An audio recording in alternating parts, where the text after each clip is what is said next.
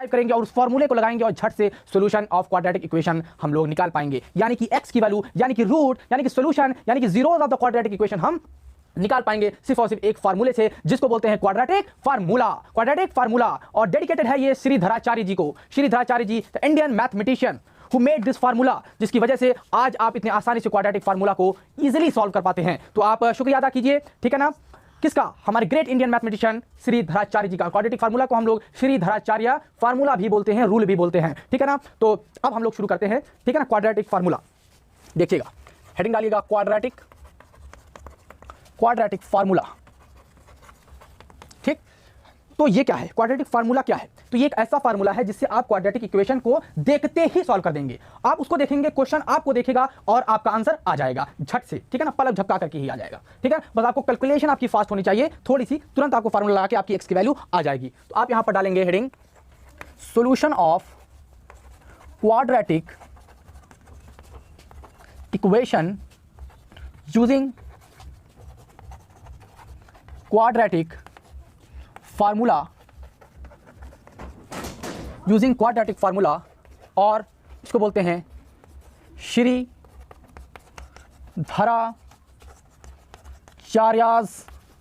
Rule, Shridharacharya method या Shridharacharya rule बोलते हैं इसको, ठीक है ना। यहां तक किसी स्टूडेंट को कोई दिक्कत है? क्वाड्रेटिक फार्मूला को श्रीधराचार्य मेथड भी बोलते हैं, ठीक है ना। तो हम लोग बात करेंगे क्वाड्रेटिक फार्मूला की। क्वाड्रेटिक फार्मूला किस लिए है? यह है सॉल्यूशन ऑफ क्वाड्रेटिक इक्वेशन निकालने के लिए, ठीक है ना। अगली बात समझ में, एक्स की वैल्यू, जिसको कंप्लीटिंग स्क्वायर आता है वही बच्चा इसको क्या कर पाएगा? डेराइव कर पाएगा, ठीक है। जिसको कंप्लीटिंग स्क्वायर मेथड नहीं आता है वो बच्चा इसको डेराइव नहीं कर पाएगा, ठीक है। चलिए तो हम लोग आगे बढ़ते हैं।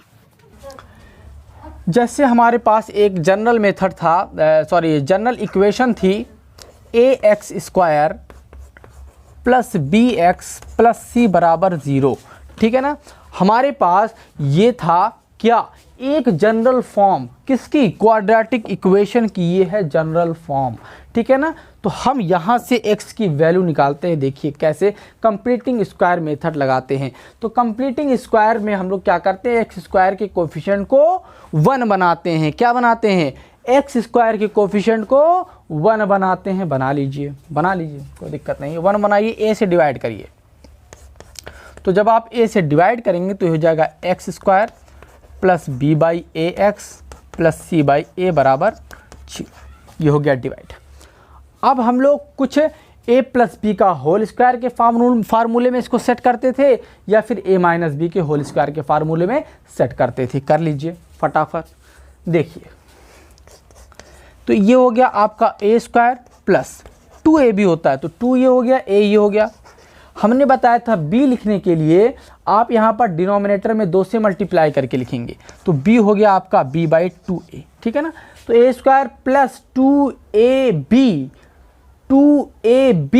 प्लस b स्क्वायर आपने ऐड किया है, तो b स्क्वायर आप सब्ट्रैक्ट भी करेंगे, ठीक है ना।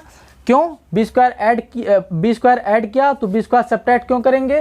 ताकि आपकी जो ओरिजिनल इक्वेशन थी उस पर कोई फर्क ना पड़े, क्योंकि यहाँ पर b बाई 2a स्क्वायर नहीं है, आपने इसको अपनी तरफ से ऐड किया है, तो आप इसको अपनी तरफ से घटा भी दीजिए, ठीक है ना, घटा भी दीजिए, ठीक, ताकि ओरिजिनल इक्वेशन पर कोई प्रभाव ना पड़े। जैसे आपने यहाँ पर 2 अपनी तरफ से लगाया था, तो यहाँ पर इसके नीचे भी हमने 2 अपनी तरफ से लगा दिया, ताकि ओरिजिनल इक्वेशन पर कोई फर्क ना पड़े। यहाँ पर b बाई ए था तो यहाँ पर भी b बाई ए ही रहे, इसलिए अगर हमने 2 यहाँ लगाया तो 2 यहाँ पर भी हम लगाएंगे, ठीक है ना। अगर हमने इसको जोड़ा है तो हम इसको घटाएंगे भी।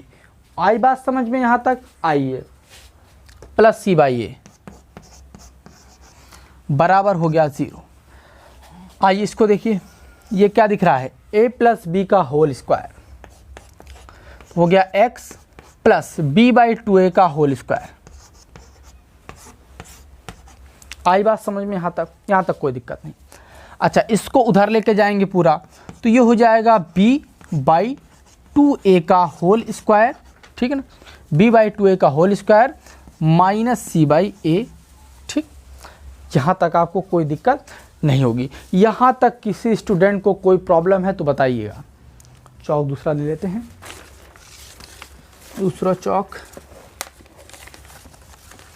चलिए यहाँ तक कोई प्रॉब्लम आपको नहीं है। आगे बढ़ें हम लोग, आगे बढ़ें। चलिए अब आप इसको सॉल्व करिए थोड़ा। देखिए यहाँ पर है x plus B by 2a का होल स्क्वायर।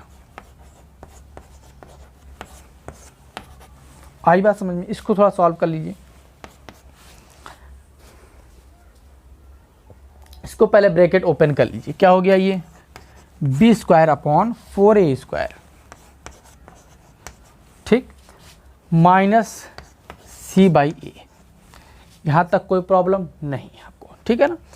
तो आपका हो गया x plus B by 2a का whole square is equals to, इसको सब्ट्रैक्ट कीजिए, इसका एलसीएम लीजिए। एलसीएम हो गया 4a स्क्वायर, 4a स्क्वायर और एक का एलसीएम 4a स्क्वायर, ऊपर क्या आया बी स्क्वायर, ए से इसको डिवाइड करेंगे आएगा 4a, सी में मल्टीप्लाई करेंगे 4ac, ठीक। कोई प्रॉब्लम यहाँ तक नहीं है।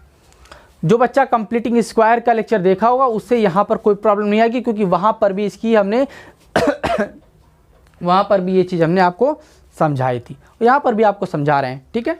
चलिए इसको हम लोग थोड़ा सा, ठीक। अब देखिए यहाँ पर से अगर आप स्क्वायर हटाएंगे तो यहाँ पर क्या लगाएंगे? रूट लगाएंगे और प्लस माइनस का लगाएंगे, प्लस माइनस का लगाएंगे, ठीक है ना, क्योंकि आपके पास यहाँ पर वेरिएबल है और वेरिएबल की डिग्री कितनी है? 2। वेरिएबल की डिग्री कितनी है? 2। वेरिएबल की डिग्री कितनी है? 2। जब डिग्री 2 है तो 2 आंसर पॉसिबल हो सकते हैं, इसलिए हम लोग प्लस माइनस लगाएंगे, इंट्रोड्यूस करेंगे, ठीक है।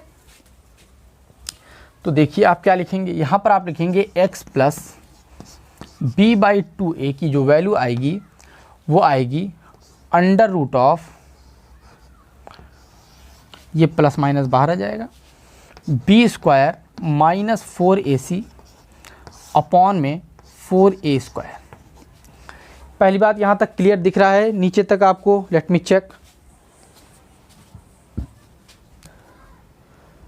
यस, आपको सारी चीज़ें यहाँ तक दिख रही हैं, कोई दिक्कत आपको यहाँ तक नहीं होने वाली है, ठीक है ना। यहाँ तक आपको सब कुछ दिख रहा है।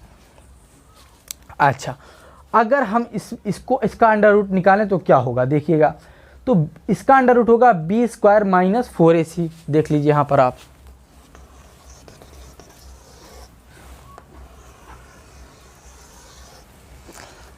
देखिए x plus B by 2a बराबर होगा plus minus under root B square minus 4ac plus minus under root B square minus 4ac upon 4a square का रूट क्या होगा? 4 का रूट होता है 2 और a स्क्वायर का रूट a, तो कितना हो गया? 2a। आई बात समझ में? ठीक। अब x बराबर क्या होगा आपका? x बराबर b बाई 2a को उधर ले जाइए तो हो गया plus minus under root B square minus 4ac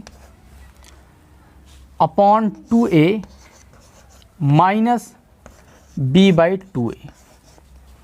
यहाँ तक कोई दिक्कत, यहाँ तक कोई प्रॉब्लम आपको नहीं होने वाली है। पहले हमें देखने दीजिए, आपको दिख रहा है सब कुछ दिख रहा है? यस, सब कुछ आपको क्लियर दिख रहा है, ठीक है ना। देखिए कोई दिक्कत यहाँ तक आपको नहीं है। तो इसमें से हमने b बाई 2 को उधर ले गया तो b बाई 2a माइनस में आ गया। आप इसको घटाते हैं, देख लीजिए। तो x बराबर आप लोग क्या लिखेंगे? यहाँ पर आप देख लीजिए 2a क्या है? 2a का एलसीएम 2a हो गया। ऊपर क्या है? पहले आप माइनस b को लिख लीजिए, तो माइनस b हो गया, ठीक। ये आपका माइनस b हो गया और प्लस माइनस का ये अंडर रूट में आपका b स्क्वायर माइनस 4ac, ठीक। तो आपको ये x की वैल्यू यहाँ पर मिली, x की वैल्यू आपको डायरेक्टली मिल चुकी है। जिस x की वैल्यू के लिए आप क्या लगाते थे? फैक्टराइजेशन मेथड लगाते थे निकालने के लिए x की वैल्यू। जिस x की वैल्यू निकालने के लिए आप कंप्लीटिंग स्क्वायर मेथड लगाते थे, वो x की वैल्यू डायरेक्टली मिल चुकी है आपको। किस फार्मूले से?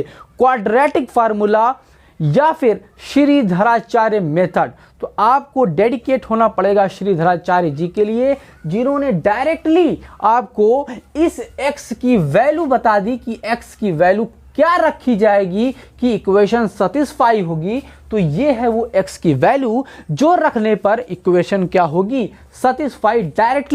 डायरेक्टली x की वैल्यू निकल चुकी है। ये फार्मूला आपको रट लेना है, याद कर लेना है, सपने में भी भूलना नहीं है, ठीक है ना। अब आपको यहां पर एक चीज हम दिखाने की कोशिश करते हैं इसी फार्मूले में, वो चीज आपको ध्यान से देखनी है। ये चीज हम आपको दिखाने की कोशिश करते हैं यहाँ पर कि x की इसमें दो वैल्यू है। x की इसमें दो वैल्यू क्यों है, क्योंकि ये क्वाड्रेटिक है, डिग्री कितनी है 2, इसलिए maximum possible number of roots कितने होंगे 2। तो यहाँ पर आपको 2 रूट्स दिख रहे होंगे।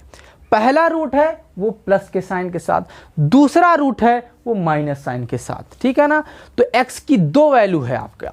क्या आप फार्मूला बताएंगे, x बराबर minus B plus minus under root B square minus 4ac upon 2a, x बराबर minus B plus minus under root B square minus 4ac upon 2a, x बराबर minus B plus minus under root B square minus 4ac upon 2a, ठीक है ना। तो यहाँ पर 2 values हैं, 2 roots हैं, ठीक है ना, कुछ भी बोल लीजिए। तो अगर हम कहें कि पहला रूट का नाम अगर हम दे दें कि अल्फ़ा है, तो अल्फ़ा अगर हम मान ले प्लस वाला मान ले रहे हैं, किसी को भी आप अल्फ़ा मान सकते हैं, चाहे प्लस वाले को चाहे माइनस वाले को, ठीक है ना, इसमें कोई एतराज़ की बात नहीं है।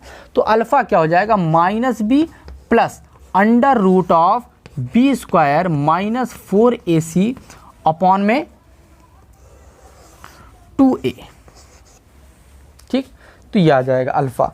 अगर हम कहें दूसरा रूट बीटा क्या हो जाएगा, तो बीटा होगा minus b minus under root of b square minus 4ac upon में 2a, पूरे के अपॉन है 2a, ठीक। यहाँ तक कोई प्रॉब्लम, सारी चीज़ें क्लियर नीचे तक आपको दिख रही हैं, ठीक।